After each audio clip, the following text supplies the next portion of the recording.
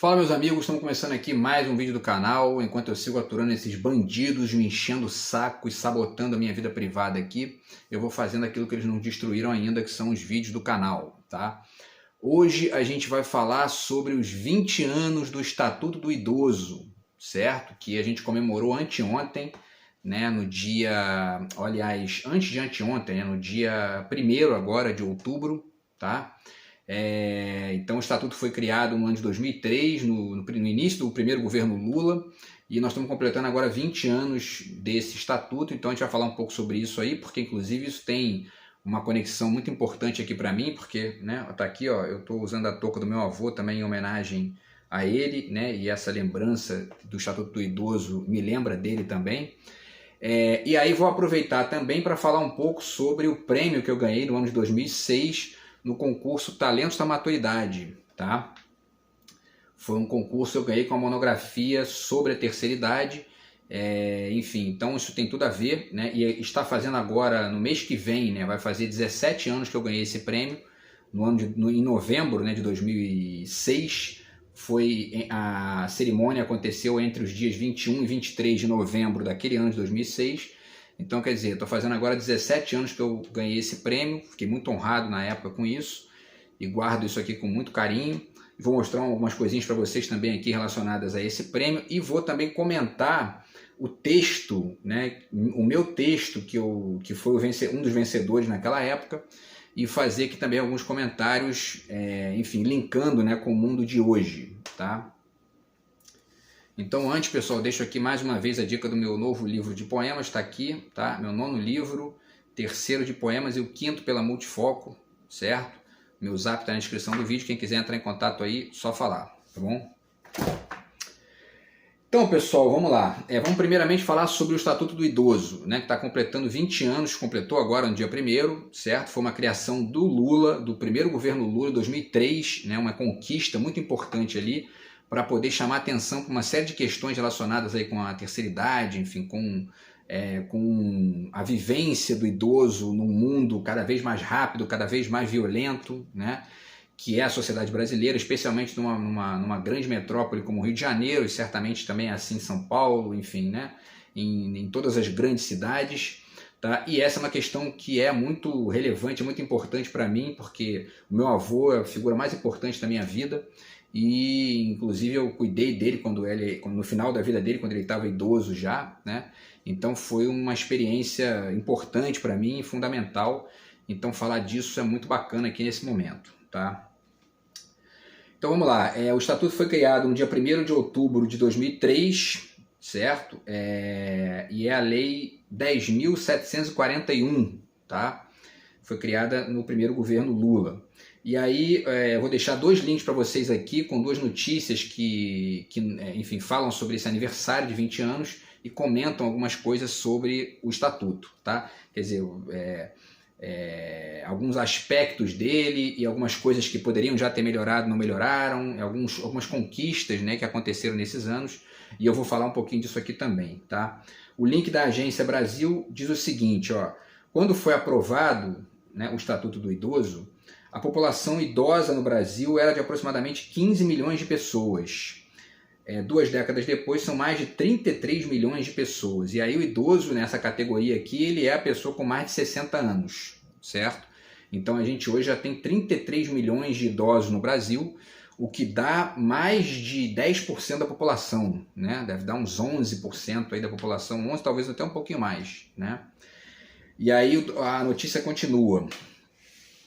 O documento atribui responsabilização criminal para famílias que não cuidam dos idosos, mas não há a mesma eficácia para o papel do Estado, né? Quer dizer, o Estado ainda está devendo muito nesse sentido e, óbvio, né, a gente tem um Congresso majoritariamente de direita que não está nem aí para essas questões, né? Eles se preocupam de fato com grana no bolso e com os seus currais eleitorais, e aí fica muito difícil de aprovar qualquer coisa, né, que seja diferente disso, né? Orçamento secreto, enfim, e as curriolas do Centrão, do tal Centrão, né, que na verdade é a direita, né, do Congresso.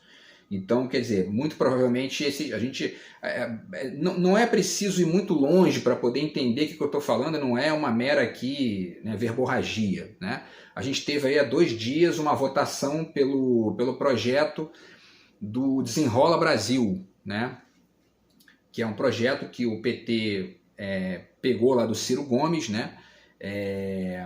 E que visa minimizar as dívidas das pessoas no SPC, no Serasa e tal, né? A direita em peso votou contra, né? Porque é isso, né? Eles votam contra, especialmente os deputados ali do partido do Bolsonaro, né? Qualquer coisa que tenha a ver com o social, né? Com o coletivo, com o ganho da sociedade, eles votam contra porque o negócio deles é grana, só isso, tá? Então vamos lá, o autor da lei foi o senador do PT, Paulo Paim, tá? E ele foi entrevistado por esse link aqui e ele disse o seguinte: algumas questões foram aprimoradas e hoje entendo que está atualizado, né, o estatuto, tá? Mas sempre digo que não tem política perfeita. Toda ideia que venha para proteger o idoso é muito importante, né? Que é isso, né? Essa ideia de processo. A gente está o tempo todo enfim, aprimorando essas políticas, aprimorando a questão mesmo, discutindo, e esse aprimoramento ele não é só a política pública, mas também o debate universitário, as conversas na sociedade, né? Quando você chama a atenção de alguém ali para uma questão ligada ao idoso que a pessoa não está dando conta, né? Tem muitos vídeos aí das pessoas que, né, entram no ônibus, às vezes não cedem lugar para o idoso, isso é importante, né? A gente está sempre fazendo isso, né, que é uma forma de respeitar a pessoa idosa, e a gente vai chegar lá também, né? Então, quer dizer, é importante ter essa dimensão ética, essa dimensão de empatia, né, e de convívio social, tá? E aí o Paulo Paim continua, tá? Ele diz: o estatuto trouxe luz a essa parcela da população que estava esquecida. E, na verdade, quando ele diz isso, ele está ecoando, na verdade, uma grande questão que eu trabalhei lá na monografia que venceu o prêmio, né? Esse prêmio eu venci em 2006, quer dizer, tinha ali 3 anos de Estatuto do Idoso, então estava começando ali, né? Então a gente já pode fazer aí uma certa comparação com o que aconteceu de lá para cá, para ver se melhorou, se piorou, né? Enfim, e aí a agência Senado também, vou deixar o link para vocês aqui, noticiou esse aniversário de 20 anos do Estatuto do Idoso, tá? E aí ela diz o seguinte, né, a matéria diz: a lei garante uma série de direitos à população a partir dos 60 anos de idade e prevê punições a quem os desrespeita, né? E aí eles continuam: a data de 1º de outubro foi escolhida por ser o Dia Internacional da Pessoa Idosa. Então tem uma referência aí com uma data internacional que ajuda a tornar a questão ainda mais aí evidente, né? E gerar debate a esse respeito também, certo? Ontem os senadores comemoraram os 20 anos do Estatuto com uma audiência pública na Comissão de Direitos Humanos, né? Para discutir isso, né? O que melhorou, o que não melhorou, o que falta fazer, se tem que ter algum tipo de acréscimo aí na lei, né, e tal, para a gente poder tentar ir melhorando cada vez mais essa questão, né? E aí essa matéria fala de alguns ganhos que a lei já tem, né, que a lei trouxe com esse Estatuto do Idoso, tá? Então, por exemplo, rapidez maior na restituição do imposto de renda, isso pelo menos é o que está na lei, né? Evidentemente que, né, enfim, o serviço ali vai variar conforme variam os funcionários, conforme varia o governo, né? Mas o fato é que a lei exige que haja uma rapidez maior na restituição do imposto de renda para os idosos com mais de 60 anos. Prioridade em processos judiciais, isso também é importante, né? Inclusive porque as pessoas mais idosas, elas, né, estão ali, né, elas têm menos tempo para esperar para poder aproveitar o dinheiro eventual de um processo que eles ganhem. Eu falo, inclusive, por experiência própria, porque o meu avô tinha lá alguns processos na época contra o Estado, contra, enfim, algumas questões lá ligadas até a atrasados e tal, e infelizmente faleceu sem receber porque, né, é isso, ficam postergando, passa 5, 8 anos e o processo não se resolve, tá? Então o Estatuto veio tentar minimizar isso, né? O meu avô faleceu em 2001, infelizmente ele não pegou o Estatuto do Idoso para poder aproveitar essas benesses, né? Que mais? Vamos lá. Proteção contra aumentos abusivos nos planos de saúde, porque os planos de saúde também, né? Essa aberração que são os planos de saúde só existe no Brasil, né? Não existe lugar nenhum do mundo, assim. O negócio inacreditável, né? O serviço público de qualidade, ele existe no mundo desenvolvido quase todo, tirando os Estados Unidos, que é o lugar que a gente sabe que é, né? Inclusive estava aí a questão do Faustão, né, que já está dentro do Estatuto do Idoso, e teve que fazer um transplante de coração. Se ele tivesse que pagar esse transplante nos Estados Unidos, por exemplo, ele ia pagar mais de 5 milhões de reais, né? E então os Estados Unidos não são referência para isso, né? E bom, mas o fato é que, apesar de todo o desenvolvimento do Ocidente, né, do mundo civilizado, né, em torno da questão de que a saúde tem que ser pública, universal, para todo mundo, gratuita, a gente no Brasil ainda tem, né, o SUS está funcionando, né, e inclusive o Faustão deve muito ao SUS, ele mesmo fez uns depoimentos sobre isso, né, mas a gente tem sempre o risco aqui da direita neoliberal, né, estão aí, a gente está vendo essa questão também de São Paulo, do Tarcísio querendo privatizar o metrô, quando o metrô do mundo inteiro civilizado é público e ele quer privatizar, porque essa é a direita brasileira, né, essa direita mesquinha, né, que é neoliberal e enfim, são subservientes ao ideáriozinho colonizante dos Estados Unidos, tá? Então, continuando, pessoal, aí outros ganhos, né? Prioridade nos concursos públicos também é bacana, quer dizer, se um idoso empata com uma pessoa mais nova ali no concurso público, a vaga é do idoso, né? Isso está no Estatuto do Idoso, também é muito legal, é uma conquista do Estatuto também. Proteção contra a violência, né? Importantíssimo. Obriga os meios de comunicação a veicular com frequência informações sobre os processos de envelhecimento, né? E segundo a matéria, os meios de comunicação não têm feito isso é um problema aí, né?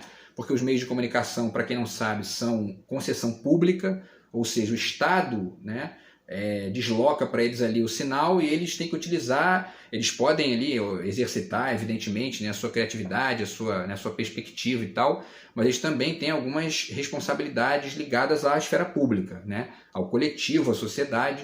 E nesse particular aqui parece que não estão cumprindo isso e a matéria chama atenção para isso aqui, que é uma questão que quem está aí pensando o Estatuto do Idoso, a questão da velhice no mundo atual, tem que estar debatendo isso aí para poder cobrar, né? E aí tem a matéria chama atenção também para o excesso de endividamento ligado ao crédito consignado, e que é um outro problema ligado né, aos idosos do mundo atual, porque essa galera de crédito, né, essas empresas aí de empréstimos e tal, eles estão o tempo todo ali, né? A reportagem diz isso, né? Eles pegam os dados dos idosos sem autorização e ficam ali o tempo todo seduzindo os idosos a se endividar, e depois aí, né, vai ficando difícil, porque muitos idosos no Brasil ganham 2, 3 salários mínimos no máximo, né? A maioria da renda no Brasil é essa, né? Uma renda baixa, a gente tem uma renda no Brasil baixa ainda, né? E isso acaba obrigando algumas pessoas a se endividarem no crédito, e esse endividamento vai ficando galopante, às vezes não tem fim, né? Inclusive né? Porque a velhice é uma época em que as pessoas estão ali automaticamente precisando de mais medicamentos, de mais exames, mais consultas médicas e tal, e muita gente não tem paciência de esperar o serviço público, e aí, né, acaba contratando plano de saúde, pagando remédio na farmácia e tal, remédios caríssimos, e isso acaba endividando também, né? Enfim, e aí para finalizar, tá, a Alba Maria Abigalil, que foi secretária nacional de promoção humana do governo Itamar Franco, entre 92 e 95, foi entrevistada e ela cita o neoliberalismo, tá, como um dos principais problemas atuais ligados à terceira idade. Tá? Ela diz o seguinte, ó: vivemos num mundo capitalista neoliberal que, por questões financeiras, dá muita importância à juventude. Quando a pessoa envelhece e deixa de produzir a mais-valia, ela perde valor no mercado e passa a ser considerada um peso, né? Muitas vezes o declínio físico ocorreu de forma acentuada justamente por causa das pressões da vida laboral e da falta de acesso à rede de saúde, né? Quer dizer, tem um monte de coisa para falar nesse tópico aqui, né? O Marx já chamava atenção lá no Manifesto Comunista para o fato de que, isso em 1848, para o fato de que as pessoas ali naquela época morriam aos 40 anos de tanto trabalhar, né? Eram escravizadas, semi-escravizadas, né? E aí ele cita, inclusive, uma das conquistas iniciais do comunismo seria uma lei na Inglaterra que impediu, né, começou a impedir os patrões de obrigar a pessoa a trabalhar mais de 10 horas por dia, né? Então, quer dizer, por quê? Porque as pessoas acabavam morrendo de tanto trabalhar, morriam ali de tanto, né, o desgaste, né, e a falta de salubridade e tal, gerava a morte das pessoas com 40 anos de idade, né? Então, quer dizer, e aí isso se reflete no que ela está dizendo aqui, porque apesar da gente já ter melhorado bastante em relação àquela época, ainda existe hoje uma série de pressões, né, que obrigam as pessoas a ser ali máquinas de rendimento, né? E às vezes, e muita gente acaba sofrendo com isso uma série de problemas aí de saúde, enfim, especialmente os idosos, né? E aí chega na idade, e aí se você passa uma vida inteira, né, sendo ali, né, explorado, aí você chega na terceira idade, na velhice, você já está totalmente destruído, e aí você só vai restar ali você ficar um zumbi, né, enfim, descansando da escravidão que você sofreu. Então, por isso que é preciso a gente olhar para os países mais desenvolvidos que estão ali tentando, né, estruturas de trabalho mais sadias, né, menos escravizantes, menos violentas com a saúde das pessoas, para que isso gere, enfim, né, uma melhoria da qualidade de vida das pessoas, do bem-estar das pessoas, que é para isso que a gente vai evoluindo como espécie, né? Isso é evidente que tem muita gente que não chega nesse nível de civilidade, mas o fato é que esse é o parâmetro que a gente tem que ir tentando buscar aí, tá? E para finalizar, ainda em relação a essa questão que ela cita aqui, tá? Tem o livro do Byung-Chul Han, né? Porque ele fala dessa questão aqui, né? De favor fechar os olhos, tá? Em busca de um outro tempo, que é, de certa forma, o tempo do descanso, que é uma das formas de criticar esse neoliberalismo aqui, né? Enfim, né? Exploratório, né? E o livro do Ailton Krenak, que eu acabei de ler também, que ele também faz várias ponderações nesse nível, tá? Achei muito interessante e vou fazer um vídeo só sobre esse livro aqui dele, que tem muita coisa legal para falar, tá bom?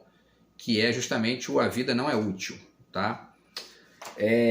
Então, pessoal, dito isso, tá? Eu finalizo aqui, e a Abigail, né? Aliás, a Alba Maria Abigail, ela finaliza dizendo que ela cita ainda os governantes que entendem o dinheiro público voltado aos idosos como gasto e não como investimento. Ela não disse lá, mas é óbvio que quem entende, né, esse dinheiro como gasto e não como investimento é a direita, né? Não é a esquerda. A esquerda tem projeto de país. Tá? Inclusive essa ideia de gasto e investimento e tal, né, você vê também na educação, na saúde, em todos os lugares, né? Para a direita, dinheiro gasto que não seja com algo que dê retorno de grana, para eles é gasto, né? Investimento, eles só entendem aquilo que vai gerar retorno financeiro, porque a cabeça deles só funciona assim, né? E aí essa gente fica poluindo o Estado com essa visão medíocre, né, que não gera um projeto de país bacana, tá? Então, pessoal, e aí vamos falar um pouquinho sobre o Talentos da Maturidade, né, que é o prêmio que eu ganhei em 2006, tá? Como eu falei para vocês, a premiação aconteceu entre os dias 21 e 23 de novembro de 2006. Eu fui para Curitiba, no Paraná, foi a premiação lá foi muito interessante, teve um show da família Lima, uma série de coisas bacanas lá. E, enfim, deixo para vocês aqui rapidamente, tá? Só aqui, ó, para mostrar, isso aqui é uma apostilazinha que eles criaram, né, para poder divulgar aí o prêmio.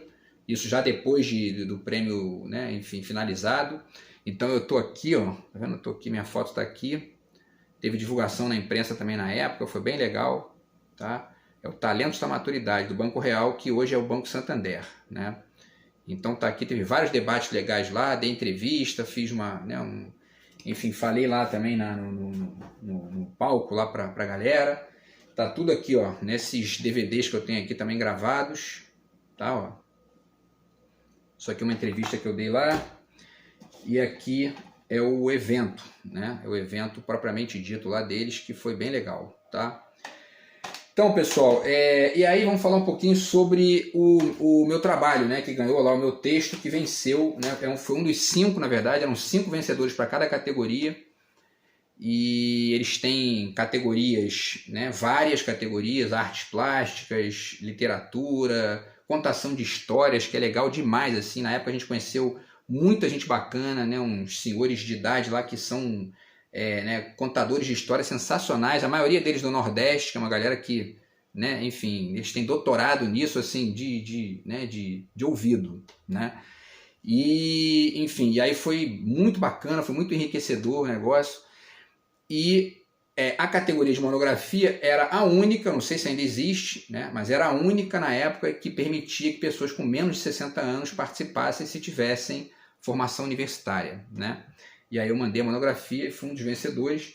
E aí eu publiquei esse trabalho, tá aqui, ó, eu fiz esse livro, tá, em 2011, né? Alguns anos depois, na verdade, foi a oportunidade que surgiu lá de publicar,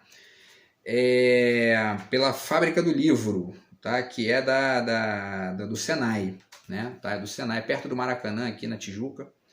Tá? Então foi bem legal também, eu fiz essa edição, que é o Apropriações Indébitas, que é esse livro aqui, que são 2 artigos meus, na verdade, 2 monografias, né? Essa sobre a terceira idade e a minha monografia da faculdade, da graduação de comunicação, discutindo a questão do mito da utilidade pública do jornalismo.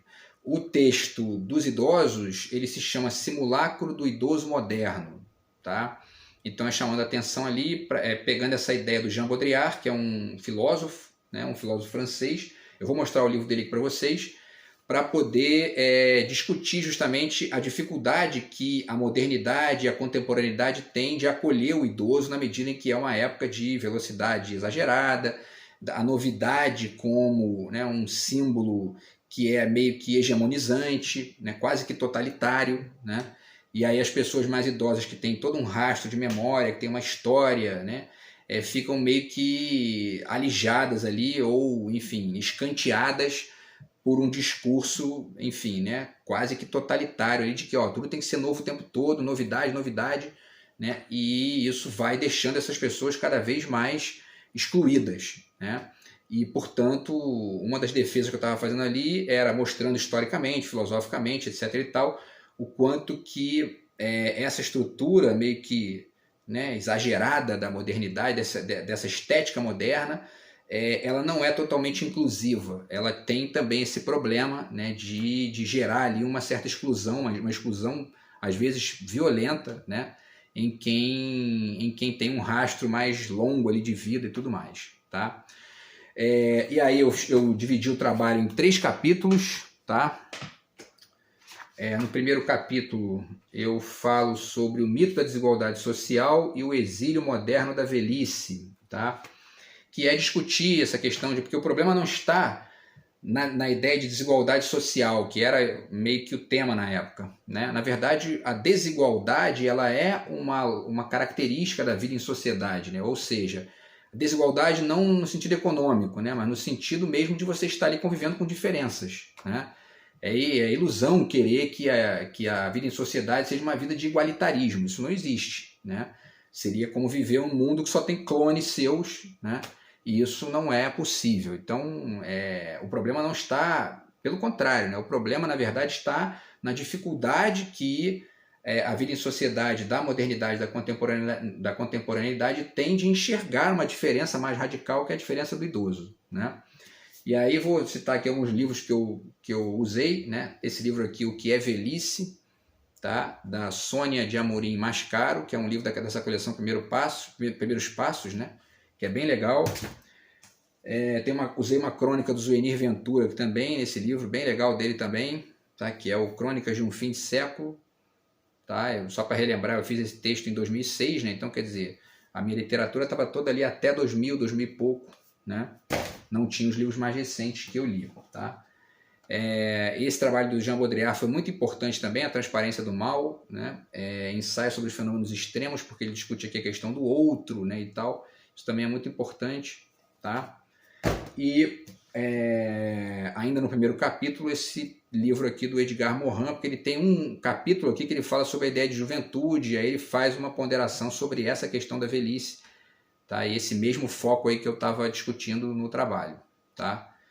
E aí o segundo capítulo se chama Monoteísmo, Razão e Progresso Moderno, o Asilo da Tradição, que aí é discutir essa tendência homogeneizante do discurso ocidental, especialmente no encaminhamento da ideia de progresso, e o quanto que essa ideia de progresso acaba meio que alijando a tradição, né, a memória e tudo mais, num papel meio secundário ali, às vezes excluído de fato, né? Nesse segundo capítulo eu usei esse livro aqui do Mircea Eliade, tá? Que é o Mito e Realidade, que é um livro muito interessante. O Mircea Eliade é historiador das religiões. Agora eu não lembro de onde ele é, se ele é da Romênia, eu sei, mas ele é daquela área ali, tá? Então, Mircea Eliade, tá? Esse livro sensacional do Norman Cohn, que é um historiador também, e ele fala sobre os mitos do Apocalipse, as crenças do Apocalipse, muito interessante também. Esse livro aqui do meu xará, o Marcelo Gleiser, O Fim da Terra e do Céu, tá? O Apocalipse na Ciência e na Religião, que é um livro muito interessante do Marcelo Gleiser também, que é um divulgador da ciência e dos melhores, tá? Eu já li também dele A Dança do Universo e outros livros dele também sensacionais. Jean-Pierre Vernant, As Origens do Pensamento Grego, que eu cito toda hora aqui, né, que é um livro muito interessante, tá? Esse livrinho aqui também, O Mito, do Ruthven, tá? Que também é um filósofo. O que mais, pessoal? Esse livro aqui muito bacana, né, que eu já falei também dele aqui, que é o Da Sociedade Pós-Industrial Pós-Moderna, do Christian Kumar. Esse livro foi muito importante para mim nesse trabalho, porque ele faz uma discussão aqui, ele faz uma reflexão longa sobre o conceito de modernidade, desde a Idade Média. Então, um livro muito bom, tá? Especialmente esse capítulo aí que eu estou citando aqui, tá? E esse livro do Marshall Berman, Tudo que é Sólido Desmancha no Ar, que também é um livro muito legal do Marshall Berman, né? Que é um teórico marxista dos Estados Unidos, tá? Enfim, pessoal, e aí, por último, para finalizar aqui, o terceiro capítulo, tá? Fala sobre globalização. Chama-se Globalização, Simulacro e a Inquietude da Reflexão. O velho jamais será moderno, né? E aí aqui eu estou discutindo esses dois conceitos importantes, globalização e simulacro, tá? E também a forma como a ideia de velhice e o próprio contato e o convívio, né, de quem não é idoso com os idosos vai sendo impregnado por essas tendências meio que ou totalizantes ou meio autoritárias no sentido discursivo também, né? E aí cito no início o História da Loucura do Foucault, que é um livro interessante porque ele fala, dentre outras coisas aqui, da questão do asilo, né? E aí eu pensei essa questão aí conectada com a questão da terceira idade e também pensando, né, em outras formas de asilo, não só no asilo material, presencial, mas asilos também discursivos, enfim, né? Como que isso vai interferindo ali na forma como a sociedade constrói a sua convivência com os idosos, tá? Eu usei outros livros do Foucault também nessa monografia, não estou citando todos aqui, evidentemente, porque é muita coisa, né? Esse livro aqui foi muito importante também, O Mundo em Descontrole, do Anthony Giddens, porque tem um capítulo aqui que ele fala sobre o conceito de tradição, que é sensacional, está aqui na página 47, tá? É o capítulo da página 47 que ele fala sobre o conceito de tradição. Muito bom, mas muito bom mesmo, e ajudou bastante aqui também na produção dessa monografia, tá? E aí, para finalizar, o livro do Jean Baudrillard, né, Os Simulacros e Simulação, que foi, na verdade, a base teórica, né, dessa produção aqui que eu fiz, tá? Era o Simulacro do Idoso Moderno, então tinha que passar por esse livro, né, do Jean Baudrillard. E esse conceito de simulacro do Jean Baudrillard é muito importante, até para pensar algumas questões que ainda estão acontecendo hoje em dia, tá? Para além do fato de que tem uma curiosidade também aqui, quem não sabe, esse livro aqui foi a base para fazer o Matrix, tá? O Jean Baudrillard não concordou, não quis participar da produção do filme, não gostou do filme, e ele cita inclusive o filme do Jim Carrey lá, né, que é eu esqueci o nome agora, que o cara fica sendo filmado lá o tempo todo, que segundo ele seria um filme mais próximo do que ele está desenhando aqui, mas o Show de Truman, né? De qualquer maneira, enfim, vale ver o filme e pensar aí também nas semelhanças e diferenças com essa, né, abordagem aqui do Jean Baudrillard, tá? Então foi muito importante para mim também, tá? E para finalizar, esse livro aqui do Gilberto Dupas, que é um pesquisador brasileiro, Tensões Contemporâneas entre o Público e o Privado, tá? Também esse livro foi bem legal para mim na época da produção desse trabalho. Então é isso, pessoal. Quem quiser, eu tenho ainda alguns exemplares aqui desse trabalho aqui nesse livro, tá? Que está comigo aqui, tá? E fala sobre esse prêmio que eu ganhei. Então, o vídeo de hoje foi nesse sentido aí, tá? Para comemorar os 20 anos do Estatuto do Idoso e os 17 anos aí dessa minha vitória aqui bacana, pessoal, importante aí nesse concurso de 2006, tá? Do Talentos da Maturidade. Beleza, pessoal? Então é isso, a gente volta no próximo vídeo do canal aqui. Um grande abraço, tamo junto, fui!